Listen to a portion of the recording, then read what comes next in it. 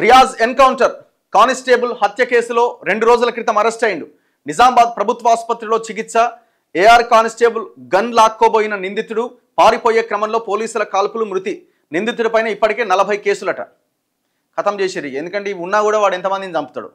ఆ గన్ను లాక్కొని ఒకవేళ ఫైరింగ్ చేస్తే డీజీపీ చెప్తున్నాడు చాలామంది చనిపోయే వాళ్ళు లేపేసినామని అంటున్నారు. ఇప్పుడు ఇది దీంట్లో మనం ఏమి ఎందుకు లేపిరు ఏందని అనుకోవడానికి కూడా ఏం లేదు. పోలీసులు అక్కడ ఉన్న విధి నిర్వహణలో ప్రజల ప్రాణాలు కాపాడిరనే చెప్పాలి. ఆల్రెడీ ఒక పోలీస్ కానిస్టేబుల్ అన్యాయంగా చనిపోయిండు. ఆయనకి భార్య 3 పిల్లలు ఉన్నారు. సో ఆయనకు కూడా ఏదో పరిహారం కింద ప్రభుత్వం ఏదో ఇచ్చినట్టున్నది. ఏదేమైనా ప్రాణం అయితే పోయింది కదా. 45 ఏళ్ల వయసులో కానిస్టేబుల్ అసలు ఊహించుంటాడా? వాడేదో బండి ఎత్తుకపోతే దాన్ని రికవరీ చేద్దామని మన స్టేషన్ తీసుకొస్తున్నాడు. వాడు ఏకంగా బండి మీదనే పొడిచి పడేసిండు. నిజామాబాద్ పట్టణంలో కానిస్టేబుల్ ప్రమోద్ను హత్య చేసిన నిందితుడు షేక్ రియాజ్ ఎన్కౌంటర్లో చనిపోయాడు.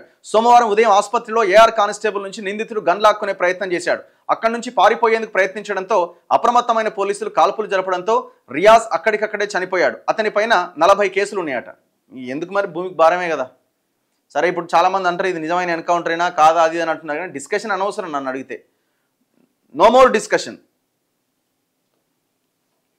సో దానికి డీజీపీ రెస్పాండ్ అయ్యిండు. ఆత్మరక్షణలో భాగంగానే పోలీసులు కాల్పులు జరిపారు. నిందితుడు గన్ లాక్కొని ఫైరింగ్కు ప్రయత్నించాడు. రియాజ్ ఎన్కౌంటర్ ఘటనపై డీజీపీ శివధర్ రెడ్డి ప్రమోద్ కుటుంబానికి ₹1 కోటి ఎక్స్గ్రేషియా, కుటుంబంలో ఒకరికి ఉద్యోగం ఇస్తామని హామీ.